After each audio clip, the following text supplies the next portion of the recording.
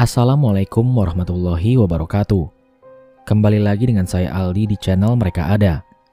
Dimanapun kalian berada, saya doakan selalu dalam kondisi sehat dan selalu diberikan kemudahan dalam menjalankan segala aktivitas. Marhaban ya Ramadan. Saya ucapkan selamat menunaikan ibadah puasa bagi teman-teman yang beragama Muslim esok hari. Masih dengan cerita pendakian mistis. Ini kisah nyata dari Mas Asmi, di mana dia dan rombongan mendapatkan teror dari hantu pendaki. Dan kisah ini dituliskan kembali oleh Kang Ipen Al-Zikra. Dikarenakan kisah ini cukup panjang, cerita akan dibagi menjadi 3 part. Untuk itu pastikan teman-teman sudah subscribe dan menyalakan lonceng notifikasinya, agar selalu update jika channel ini upload cerita terbaru. Oke, tanpa banyak basa-basi lagi, mari kita mulai ceritanya.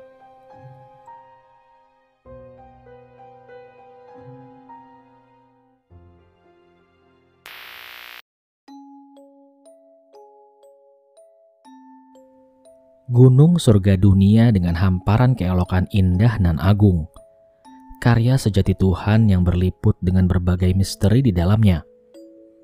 Dua alam yang menjadi satu hanya dibatasi oleh tirai dimensi yang siapa saja mampu menembusnya. Ini kisahku.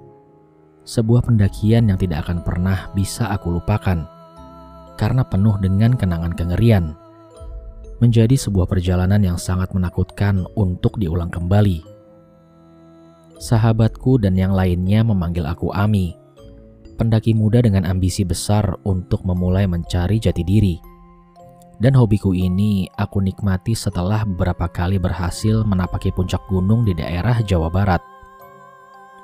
Beberapa gunung sudah aku daki bareng bersama teman sekomunitas, namun kini lain dengan pendakian-pendakian sebelumnya. Bandung 25 Oktober 2017. Perencanaan pendakian ini terjadi dari Willy sahabatku. Ia mengajakku melakukan pendakian untuk memperingati Hari Sumpah Pemuda di atas puncak. Masih ada masa 2 hari sebelum hari mengikrarkan janji sebagai jiwa muda. Sore itu di sebuah warung biasa kami ngopi. Bro, nanjak kita lusa. Aku juga udah ajak temen. Kamu gak ikut? Sahabatku Willy memulai obrolan. Kemana? Siapa aja?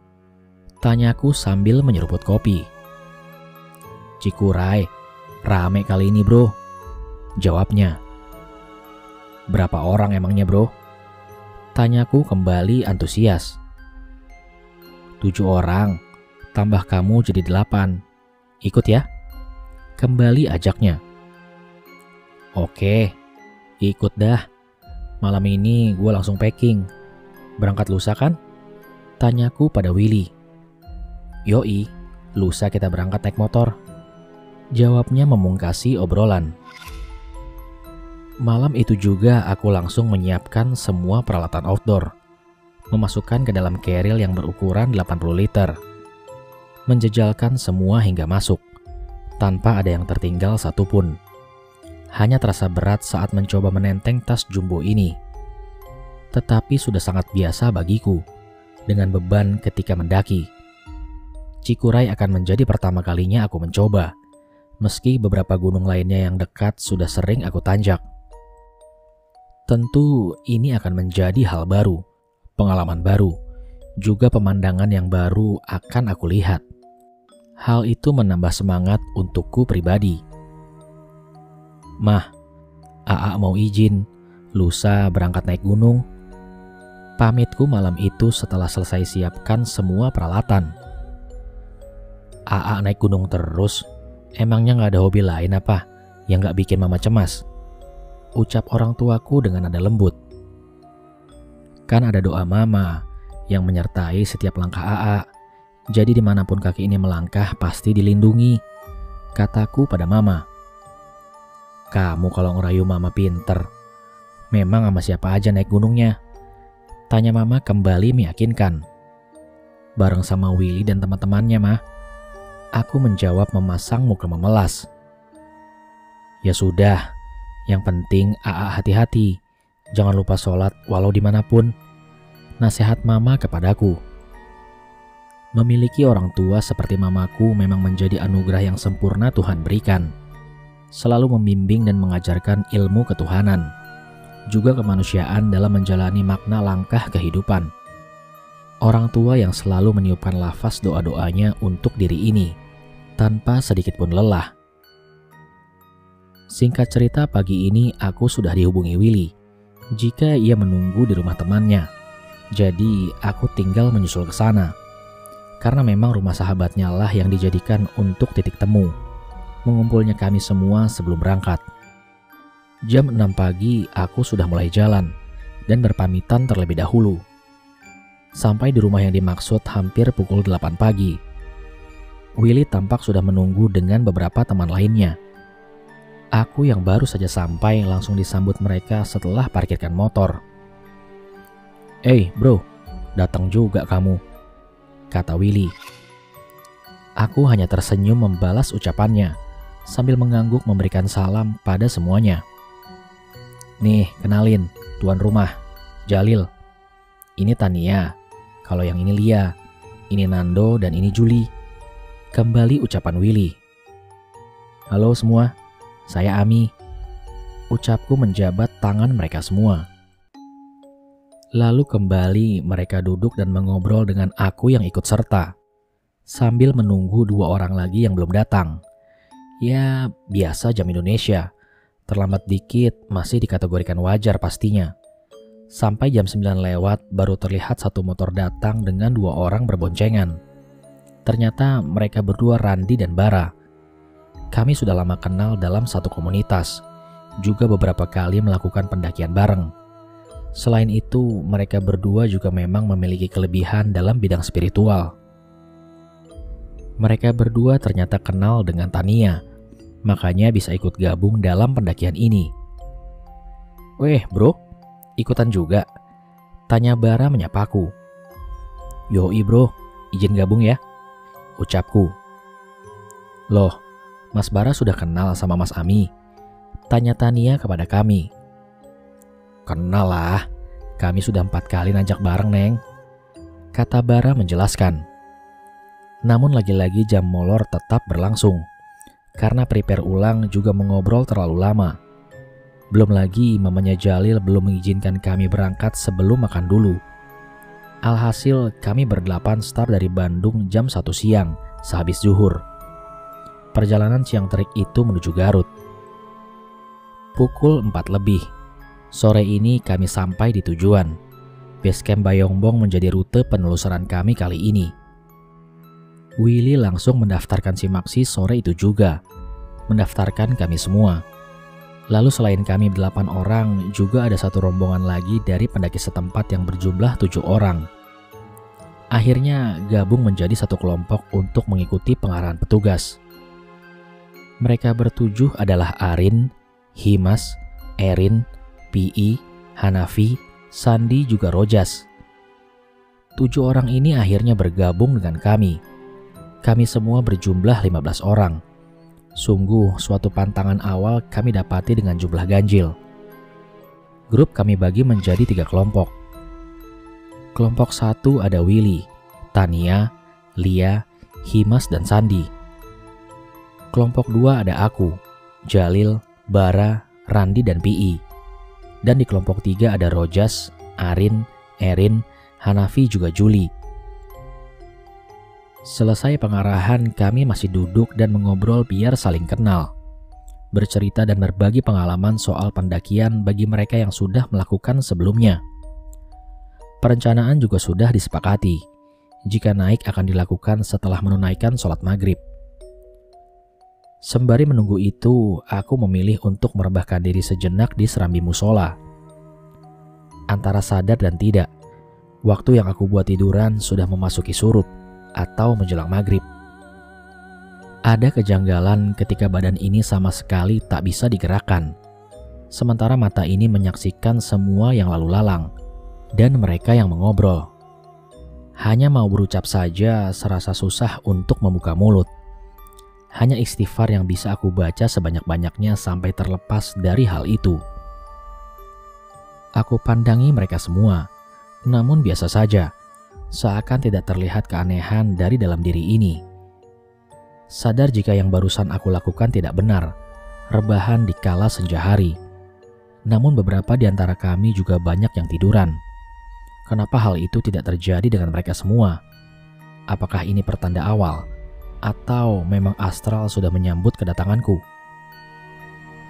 Tak ingin berpikir yang aneh-aneh, aku langsung menuju tempat wudhu, bersuci lalu menunaikan sholat 2 rakaat sebelum azan maghrib berkumandang. Lalu kami semua berjamaah bersama. Semua beribadah dan berdoa agar selalu diberikan keselamatan dari awal keberangkatan hingga sampai pulang nanti. Oke, semua cek ulang barang, langsung kumpul ya. Kalau sudah ready semua, kita persiapan berangkat. Willy terdengar memberikan arahan. Aku juga yang lainnya siap menenteng keril masing-masing, lalu kemudian berkumpul. Udah lengkap semuanya? Tanya Willy kembali. Udah, jawab kami serempak. Oke, sebelum kita melakukan pendakian malam hari ini, mari kita berdoa menurut kepercayaan masing-masing, agar diberi kesehatan, keselamatan tanpa adanya halangan apapun selama perjalanan ini. Berdoa dimulai. Kami semua menunduk, membaca doa dengan khusyuk, sampai terdengar ucapannya kembali. Berdoa selesai. Ucap Willy mengakhiri doa. Dan kami semua mulai beranjak menyusuri desa ini. Masih bebas berjalan, belum membentuk barisan dan juga kelompok yang ditentukan. Sampai memasuki perkebunan warga. Terpampang semua bayangan alam hitam di sebalik malam. Hingga hembus angin bebas membelai kami yang datang dari sisi penjuru. Namun kilatan-kilatan halilintar sering membiaskan cahayanya, memperlihatkan gumpalan awan gelap di atas langit, menandakan jika alam dalam kondisi ekstrim kali ini. Masih tipis kabut di bawah kaki Cikuray, menyusup dingin secara perlahan. Meninggalkan perkebunan warga sampai malam ini hujan mulai mengguyur bumi, membuat kami semua berlari mencari tempat untuk berteduh. Sebuah pondok yang memang dipersiapkan untuk para pendaki beristirahat menjadi tujuan kami. Membuka keril, mengeluarkan flysheet untuk menangkal tempias air. Memakai mantel anti air bagi yang membawanya, namun kebanyakan dari kami tidak mempersiapkan untuk itu. Pada akhirnya kami semua memutuskan untuk melanjutkan lagi perjalanan. Biarkan alam mereda dengan sendirinya. Aku dan beberapa teman juga mengenakan ponco sebagai pelindung diri. Hujan kian deras, tanpa bisa ditawar lagi. Tentu angin semakin membelai dengan nuansa dinginnya. Kini area tidak lagi mudah dengan bawaan berat. Hujan bercampur angin, trek licin dengan air yang mengalir dari atas. Sebelum menapaki rimba yang merimbun di depan sana, salah satu teman memberikan saran jika buka saja dulu tenda di sini. Jangan terlalu memaksakan diri dengan kondisi se-ekstrim ini. Jangan ada yang terpisah, tetap merapat, jangan saling menjauh. Teriak Willy memberikan arahan. Setelah susah payah mendirikan tenda dengan guyuran hujan, akhirnya tempat berlindung itu tegak berdiri dan diisi oleh para cewek-cewek. Kami yang cowok tetap di luar dengan membentangkan flysheet. Bro, lu ngerasain sesuatu nggak? Tanya Sandi yang duduk di sebelahku. Apaan? Udah, jangan mikir yang aneh-aneh, Kang. Jawabku menjelaskan. Aku ngerasa kayak yang ada sedang memandang ke arah kita dari belakang. Imbuh Sandi padaku. Udah deh, jangan ngomongin yang enggak-enggak. Berdoa aja. Kembali aku menjawab. Baru saja mulut ini tertutup, mulai kabut turun secara cepat, diikuti dengan meredanya hujan. Walau menyisakan rintikan gerimis, kini halimun itu mengepung menyisakan jarak pandang hanya beberapa meter saja. Ayo semua, kembali siap-siap. Packing semua peralatan. Kita mulai jalan lagi. Randi kini yang membuka omongan. Udah reda ya? Tapi kok kabutnya tebal banget? Tanya Himas yang baru saja keluar dari dalam tenda. Iya, tiba-tiba kabut. sahut Lia yang tidak kalah heran. Mendengar ini kami hanya terus kembali mengepek peralatan, lalu kembali berjalan dengan kelompok masing-masing yang sudah ditentukan. Kami masih menapaki area perkebunan luas ini. Kami semua sudah tidak bisa jalan sejajar seperti awal tadi. Harus berbaris memanjang. Satu orang diikuti oleh orang lainnya. Rombonganku dapat bagian barisan kedua, di tengah-tengah antara kedua kelompok lainnya. Walau tetap saling menjaga jarak stabil tanpa ada renggang dengan rombongan di depan. Rombongan di depan tiba-tiba saling berkerumun, karena salah satu teman ada yang kesakitan. Merasakan jika pundaknya terasa panas, juga sangat pegal seperti keram. Lalu Tania membantu Himas yang kesakitan itu dengan mengoleskan balsem pereda nyeri, sampai merasa ia sudah nyaman. Saat mau mengangkat kerilnya, kembali sakit itu Himas rasakan lagi. "Aduh, sumpah sakit banget ini," katanya dengan meringis. "Sebentar, aku pijat dulu. Mana yang kerasa sakit, Him?" tanya Lia. "Di sini nih, bagian pundak kiriku," jawabnya dengan menahan kesakitan. Melihat itu, PI yang dari grup rombonganku menawarkan diri untuk membawakan keril milik Himas. Kebetulan ia hanya membawa tas kecil saja, jadi bisa membantu.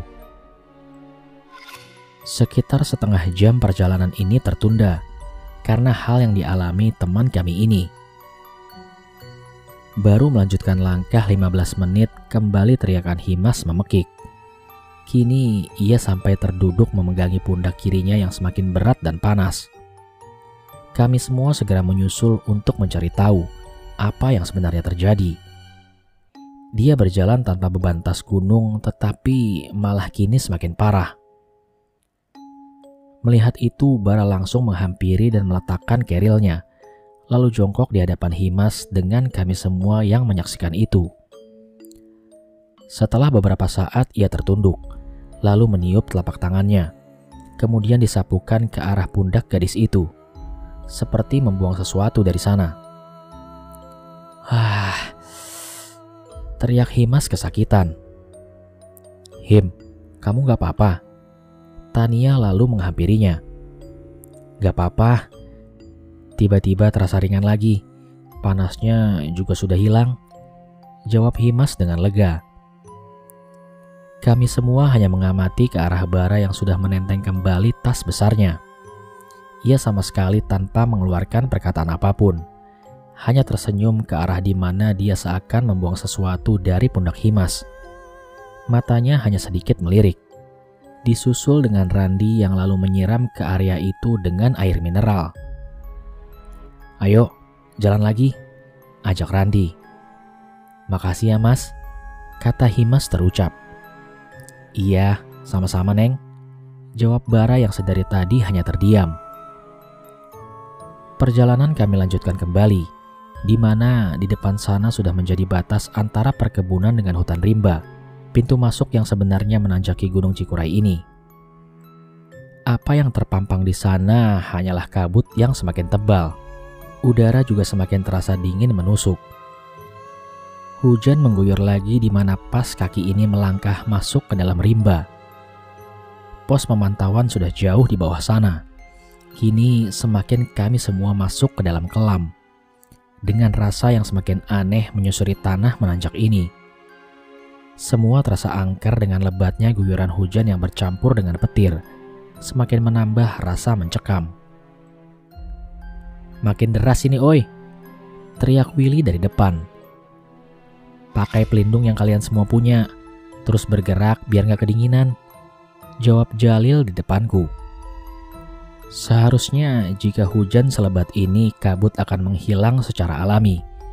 Tetapi anehnya kali ini justru kabut semakin tebal. Kami yang terus berjalan menapaki medan yang sangat berat juga licin ini. Mengandalkan cahaya headlamp seakan terus menembus ke dalam langkah yang semakin terasa aneh. Aku kini juga merasa sangat kelelahan. Dengan kaki yang sudah letih, basah membuat berkali-kali rasa ngilu terasa di persendian. Sampai benar sudah berkali-kali jatuh tersungkur, baru aku memberanikan diri untuk minta istirahat sejenak. Kondisi sudah basah kuyup dengan hujan yang terus-menerus tanpa berhenti. "Break dulu dong woi," teriakku. Mendengar itu semua pada berhenti. Namun rombongan yang dipimpin Willy memilih lanjut untuk menanjak. Karena menurutnya pos 2 sebentar lagi sampai. Kami hanya beristirahat masih sambil berdiri untuk menarik nafas sejenak, sambil meredamkan nyeri di kaki ini. "Ran," Bara memanggil Randi. "Apaan?" tanyanya. "Rombongan belakang kemana ya? Kok nggak ngasih tahu kalau mereka berhenti?" tanya Bara pada Randi.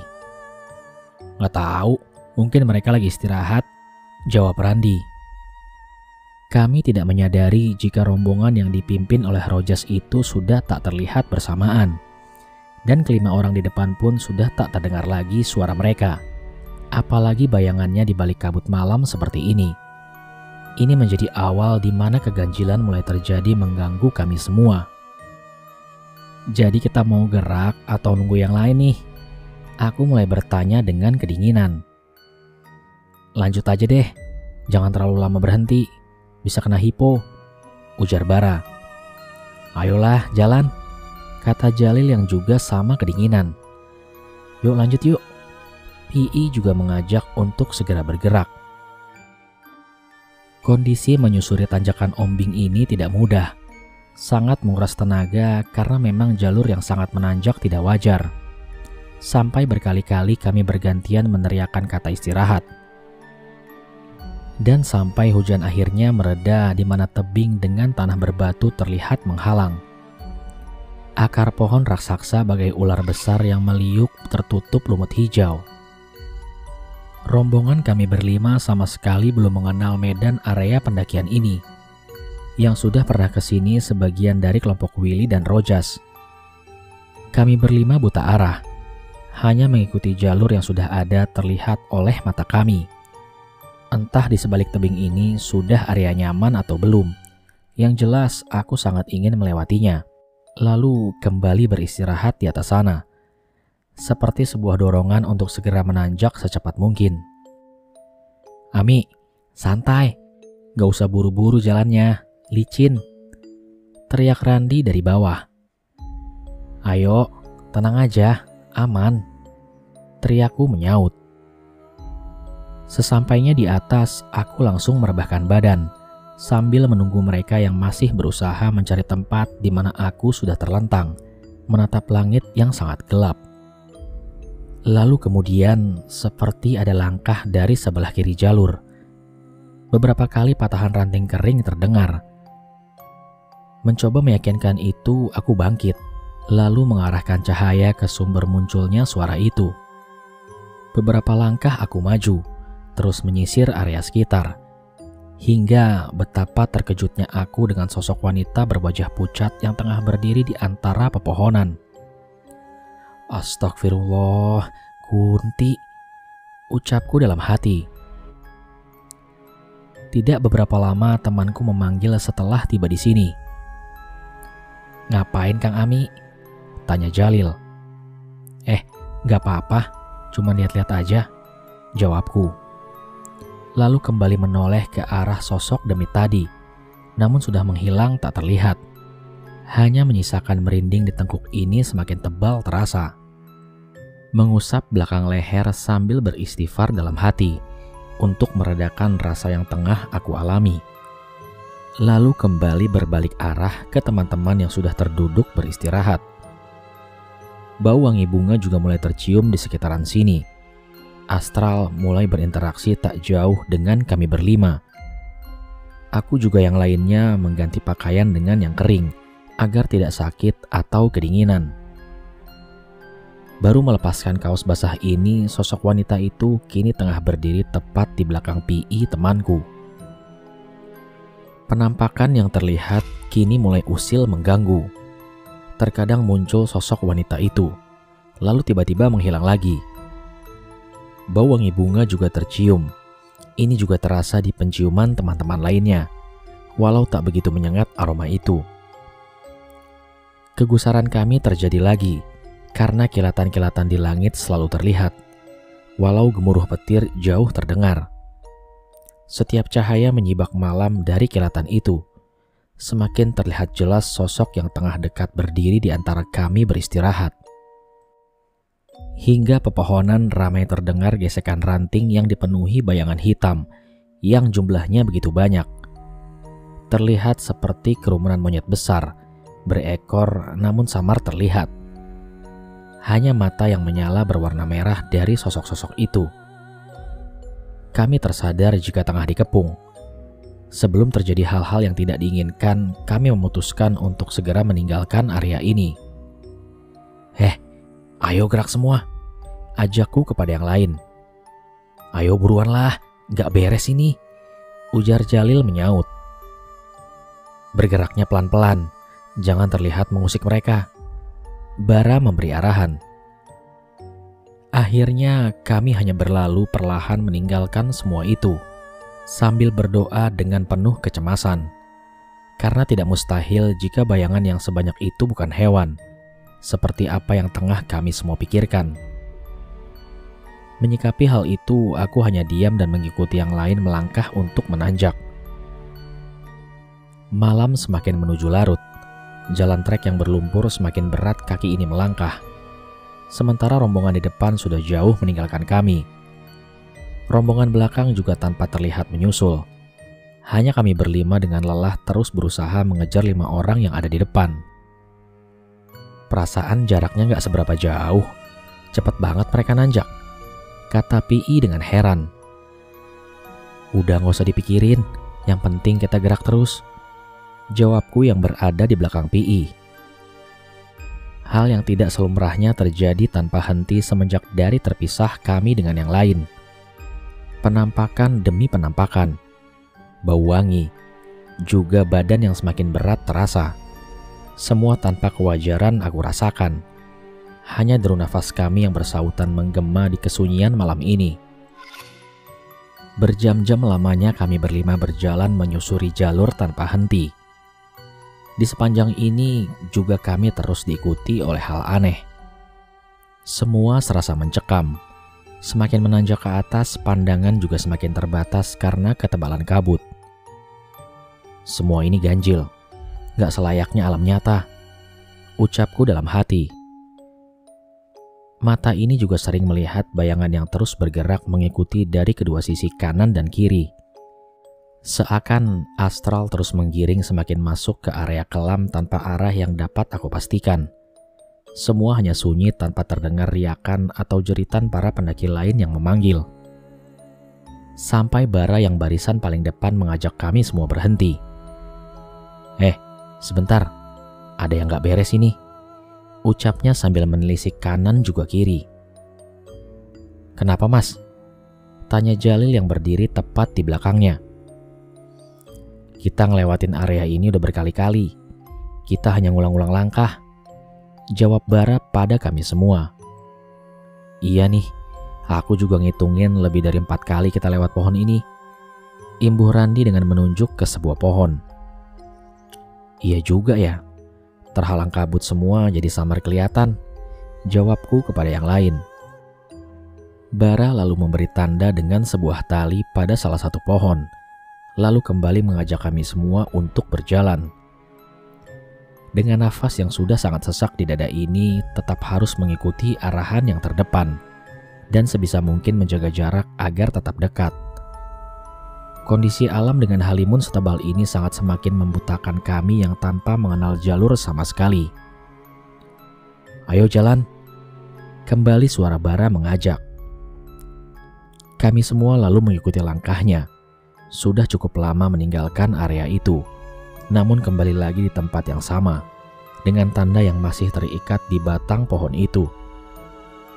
Kami yang menyadari jika hanya berputar-putar saja cukup merasa gusar juga cemas. Kembali terdengar seruan dari Bara. Semuanya berdoa, melanjutkan kembali berjalan dengan bersolawat, perintah Bara pada kami. Kami berlima beriringan sambil kembali membaca solawat menembus kabut. Dan tidak seberapa lama pos peristirahatan sudah ada di atas. Jarak tempuhnya tak sampai 15 menit. Kami sudah menjumpai pendaki lain yang tengah beristirahat. Di sini kami juga sudah bertemu dengan Willy dan yang lainnya. Mereka sengaja menunggu kami di sini.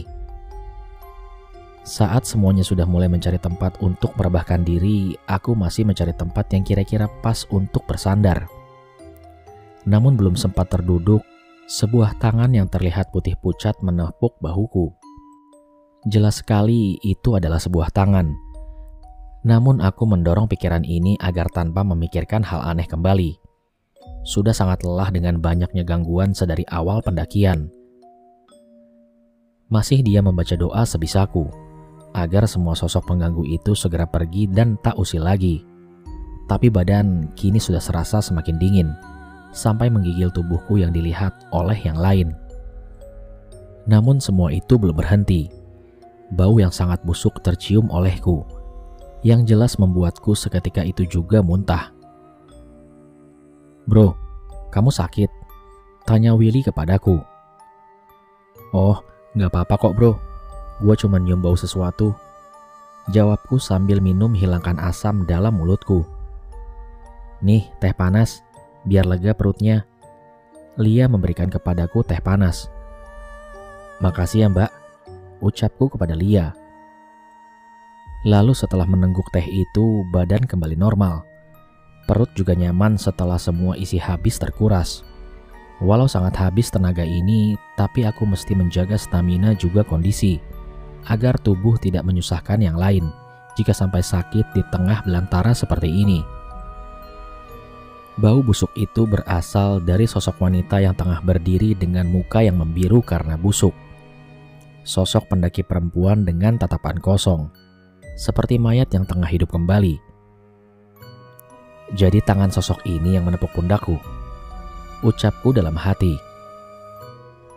Lekat aku memandang sosok itu, dengan menahan bau yang terus tercium sangat menyengat.